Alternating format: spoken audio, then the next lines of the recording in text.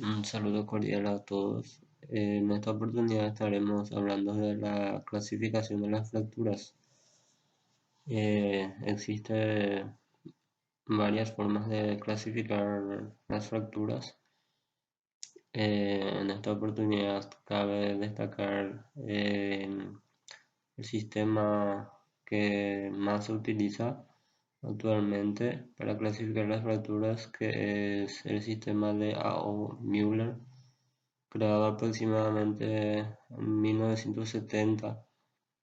Eh, a modo de comentario nada más, debido a la complejidad de ese mecanismo de clasificación, debido a que es muy complejo, como ya dije, y se basa en un sistema alfanumérico de acuerdo al hueso, segmento y la forma del trazo de la fractura, que es un método utilizado para pronóstico y tratamiento de las fracturas. También clasificamos la fractura de acuerdo al el grado de exposición o no con el ambiente, si hay exposición ósea o si la fractura es cerrada.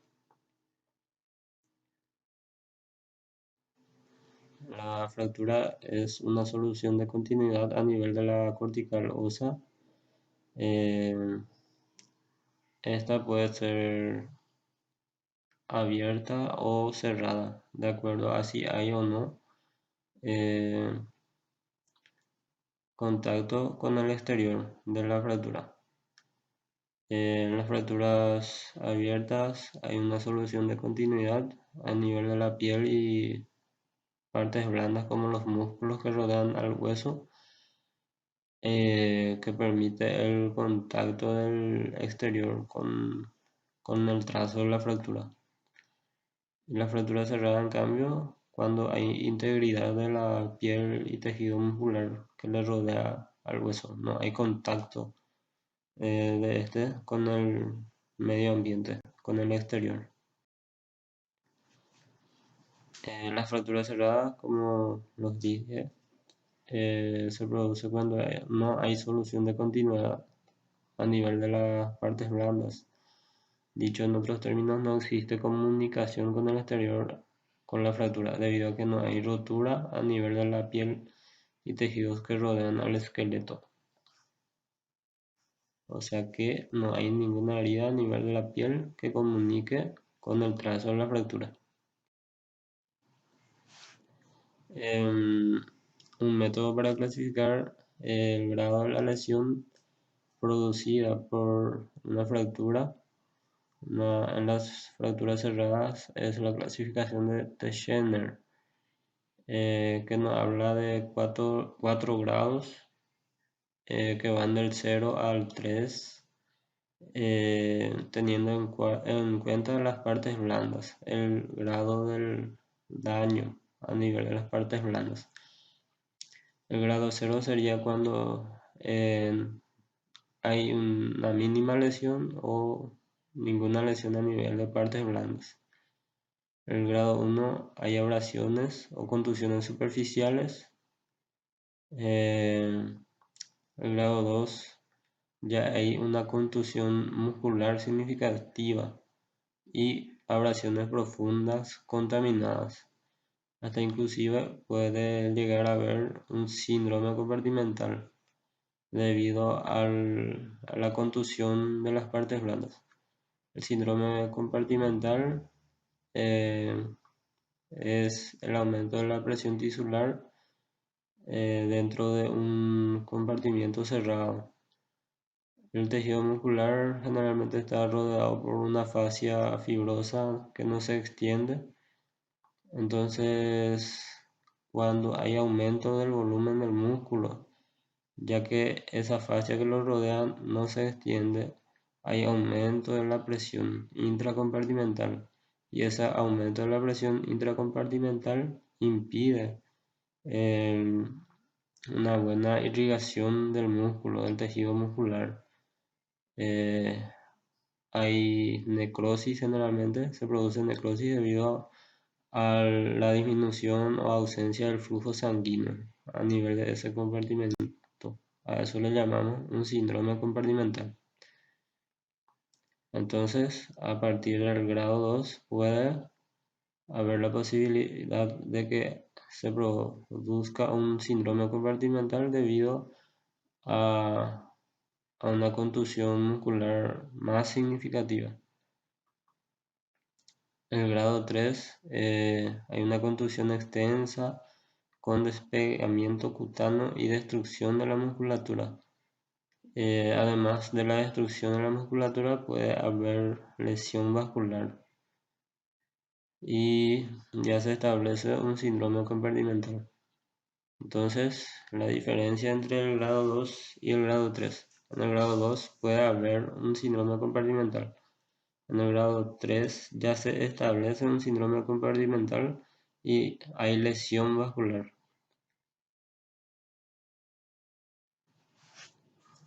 Las fracturas abiertas son las fracturas expuestas en la que hay rotura de la piel y partes blandas subyacentes que comunican el exterior con la fractura.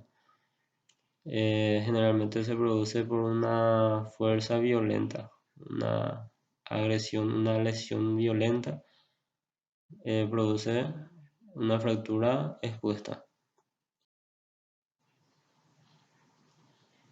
Las lesiones en las partes blandas de las fracturas abiertas pueden tener tres consecuencias importantes, que son la contaminación de la herida de la fractura por exposición ósea con el medio externo. Puede haber un aplastamiento, desnudación y falta de vascularización que compromete a las partes blandas y aumento de la susceptibilidad a la infección. Y destrucción o pérdida de cobertura de partes blandas que puede afectar al método de inmovilización de la fractura, comprometer la consolidación de la fractura.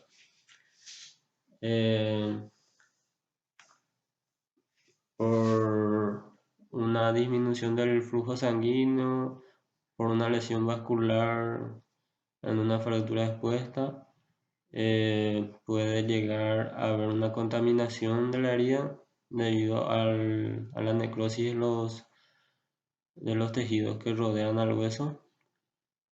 Y además, de acuerdo al grado de la lesión de las partes blandas, puede haber una pérdida de la cobertura ósea debido a una gran lesión.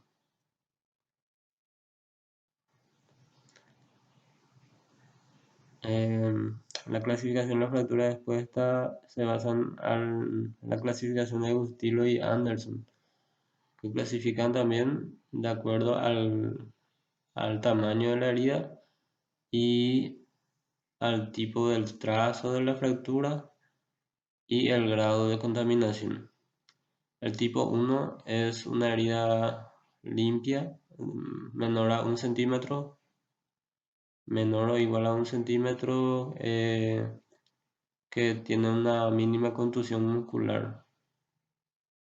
El tipo 2 es una herida mayor a 1 centímetro con gran lesión de partes blandas, compromete de aplastamiento mínimo moderado, fractura simple, transversa o oblicua, corta con mínima conminución. El tipo 1 entonces es una herida menor a 1 centímetro y el tipo 2 ya es mayor a 1 centímetro. En el tipo 1 hay mínima contusión muscular, en el tipo 2 puede haber mayor lesión de partes blandas, aplastamiento mínimo o moderado. En el tipo 1 es un trazo simple, transverso o oblicuo y en el tipo 2 también. El tipo 3 es una lesión amplia de partes blandas que puede ser mayor a 10 centímetros y hay compromiso de la musculatura y de estructuras vasculares o nerviosas. Generalmente se producen por traumatismo de alta energía y se vuelve a subdividir en tres subtipos, que son 3A, 3B y 3C, que se diferencian de acuerdo a si hay o no cobertura ósea del trazo de la fractura y de acuerdo a la lesión vascular y a la lesión nerviosa. En el tipo A, 3A es una extensa lesión de partes blandas, adecuada cobertura ósea, o sea, en el tipo 3A es una lesión amplia, pero que se puede conseguir una cobertura ósea, o sea que eh, con un buen toilet quirúrgico se puede llegar a afrontar la herida. Son fracturas cementarias, lesiones por arma de fuego y mínimo denudamiento perióstico, o sea que el periósteo del hueso no está muy dañado.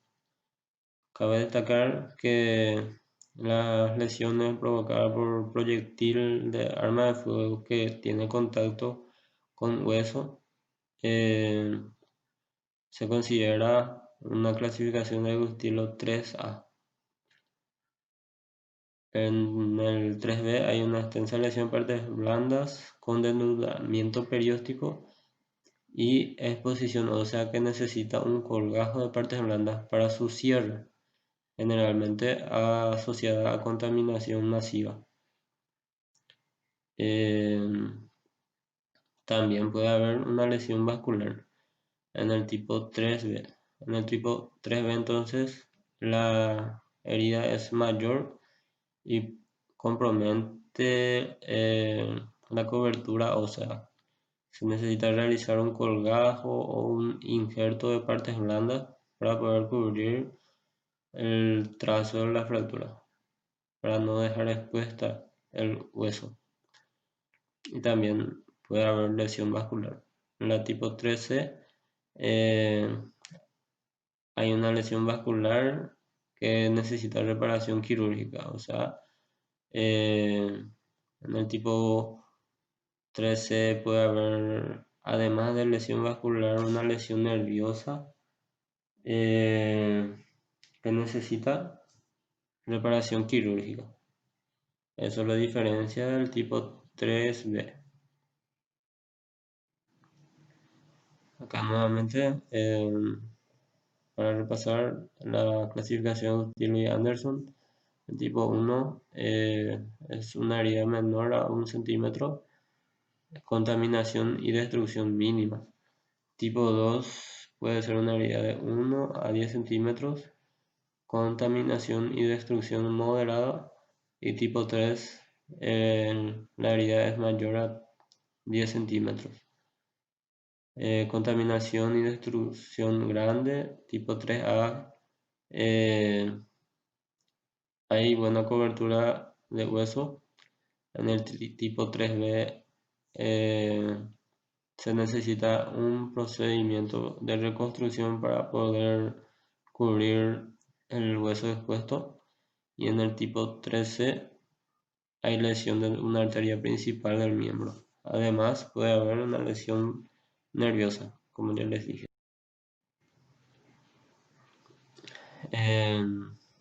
También podemos clasificar a las fracturas como fracturas patológicas cuando se produce por un mecanismo de baja energía, cuando hay pérdida de la resistencia normal del hueso y debido a una enfermedad invasiva o destructiva. Las causas pueden ser tumores, como un tumor primario o enfermedad metastásica, necrosis, enfermedad del metabolismo, desuso, infección, osteoporosis y lesiones iatrógenas. Por falta de actividad física, por no realizar fuerza muscular se puede perder también la resistencia normal del hueso. Y eso con una lesión mínima puede producir una fractura patológica. Generalmente se ve en pacientes ancianos encamados con poca actividad física, que con una mínima lesión se produce una fractura.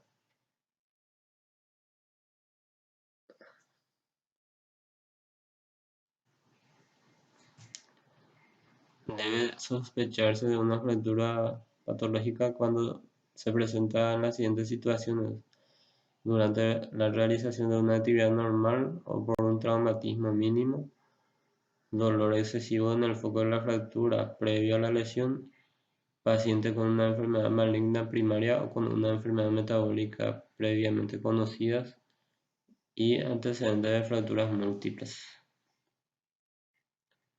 Una patología del hueso, también llamada como osteogénesis imperfecta, puede llevar a que un paciente durante la etapa de crecimiento y en la edad adulta presente varias fracturas durante su desarrollo. Generalmente debido a que la resistencia del hueso está afectada. Osteogénesis imperfecta.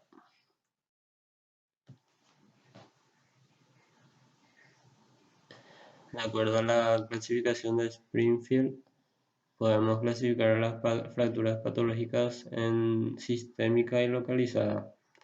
La fractura patológica sistémica puede deberse a osteoporosis, enfermedad metabólica ósea y, un ejemplo, la enfermedad de Paget. La osteoporosis es la causa más frecuente de fracturas patológicas en la población anciana.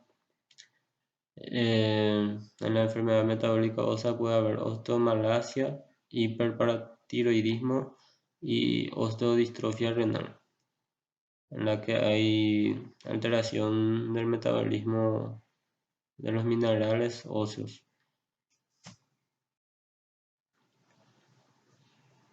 En la clasificación de las fracturas patológicas localizadas, pueden ser debido a tumores primarios del hueso, enfermedades hematológicas como mieloma, linfoma, leucemia y enfermedades metastásicas. La mayoría de las fracturas patológicas por metástasis proceden de tumores primarios de mama, pulmón, tiroides, riñón o próstata, en un 80%. Y las localizaciones más habituales son a nivel de la columna, las costillas, la pelvis, el fémur y el húmero.